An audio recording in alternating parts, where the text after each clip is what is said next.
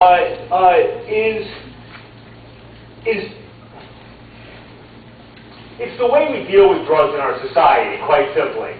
It's how we deal with drugs, how we deal with alcohol and heroin and cocaine and methamphetamine and tobacco and nicotine and pharmaceutical opioids and marijuana and you name it. Because my own sense about this, and I think many of you will agree, is that there's something fundamentally wrong with the way we're dealing with psychoactive drugs in our society. That we somehow seem to have figured out ways to make a disaster of this process. That we have introduced over the last century the criminal justice system and the criminal law in a way which to my mind appears to be doing a lot more harm than good. And meanwhile, we've adopted and embraced different types of mentalities, of ideologies about these drugs and about these various drugs that remain sort of critically unexamined. And that these things dovetail in various ways that really have led to unnecessary death and suffering and loss of freedom and degradation of things we care about in this country that cannot and should not be sustained. That's basically what I'm talking about. And I should say, so let me just say the first thing. I mean, my background is, I was an academic in the late 80s, early 90s. I taught at Princeton. I started speaking and writing about this stuff. Before that, I did research. I'm more on the law. My degrees are in law and political science. I did background in, I worked in the State Department's Narcotics Bureau as a consultant many years ago and wrote a classified report for them about their efforts to enforce America's drug laws. I got to know the people on the side of the enforcement side. I don't demonize the people who are involved in the enforcement stuff. But I've also landed up spending much of my life, and I expect the rest of my life, trying to build a movement, a political, a social movement to change the way we deal with drugs in our society, and not just in America, but around the world, but especially in my country, in your country, right here.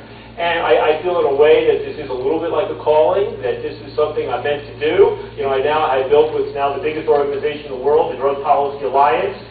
People advocating for this. We lobby, we engage in the courts, we engage public education, the media. I picked up the Bozeman paper today, you'll see something in there. It's all about changing the way people think about these things and about changing the laws and policies that we live under. And when I'm out there speaking, or my colleagues are out there speaking, one day it may be, for some, you guys are a pain conference, and by coincidence, last week I spoke at the annual conference of Pain Week.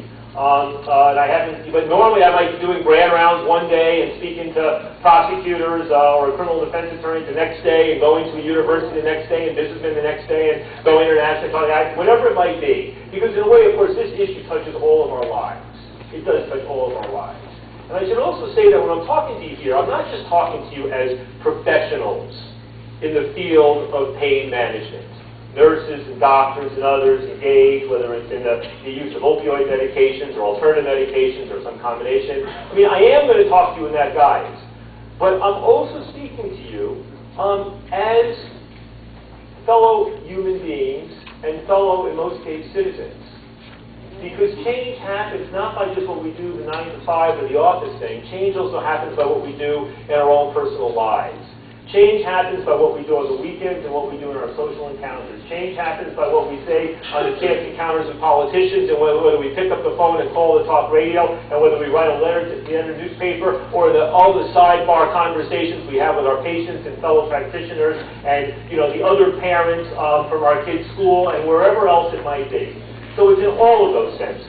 And I'll also say that, my own experience, because I regard myself first and foremost as a teacher, that my own experience is that people learn best when they get a little uncomfortable. That if I make you too uncomfortable, I know you'll just shut down and close out. But if you just sit there and nothing's happening in here, if I'm not bugging you in some way, stirring something up, saying something that seems to be hitting a spot that felt a little unguarded or unprotected, then I'm probably not doing my job. And all I can ask of you is to stay open to that. Now, when you start to feel me challenging you or saying things to you or asking you or pushing you, just Don't close down. Stay open. I mean, part of what I'm trying to do here is to plant the seeds of some other ways of thinking, some of which you've already thought about, some of which you're already doing, some of which maybe you haven't, some of which maybe you disagree with now, and maybe I'm wrong and you're right, but at least give this some thought.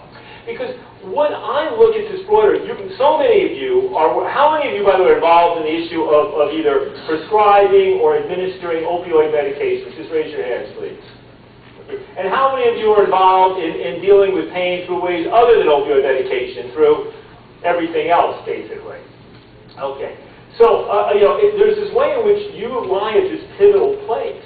I mean, you've been placed in the role of being the administrator and the gatekeeper of these precious substances, right? These pharmaceutical opioids, in most cases, and some other things.